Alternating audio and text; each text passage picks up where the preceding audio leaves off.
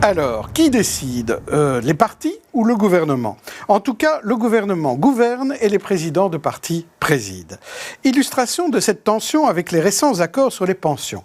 À peine l'accord scellé au sein du Cairn entre les 7 représentants de partis de la Vivaldi que 5 présidents de partis sur 7 émettaient, disons, des réserves sur ce grand accord, minimal pour certains, premier pas pour d'autres, pas suffisant pour tous. Seuls les présidents du PS et des colos se sont tus. Le PS, on le comprend, il laissait sa ministre Karine Lallieu cueillir les fruits d'un accord historique enfin obtenu, même si le PS a dû avaler la couleuvre des 20 ans de travail effectif pour toucher la pension minimale. Il pourra néanmoins se targuer auprès du PTB d'avoir obtenu les bonus pensions et des facilités pour les carrières des femmes. Mais ceci nous éloigne des tiraillements entre les présidents de parti et le gouvernement. Il y a encore un long chemin à effectuer en matière de pension, assène Sami Madi. Paf!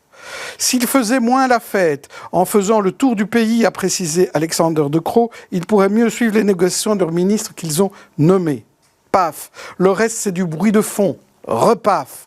Un Premier ministre ne devrait pas manquer de respect à ses partenaires, réplique le président Boucher. Paf! Ambiance.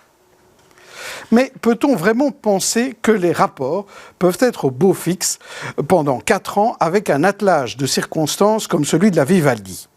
Quand un gouvernement se crée, surtout contre une opposition nationaliste, il est difficile de faire avancer tout le monde dans le même sens. Après la confection d'un accord de gouvernement équilibré entre 7 partis tellement opposés, qui pourrait imaginer que chacun puisse ne pas tirer son épingle du jeu. Marquer son territoire est essentiel. D'autres élections se profilent en 2024.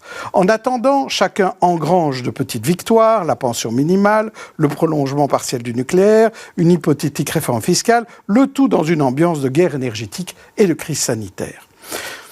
L'exercice est difficile pour le funambule Alexander De Croo, qui doit faire la synthèse entre l'intérieur et l'extérieur.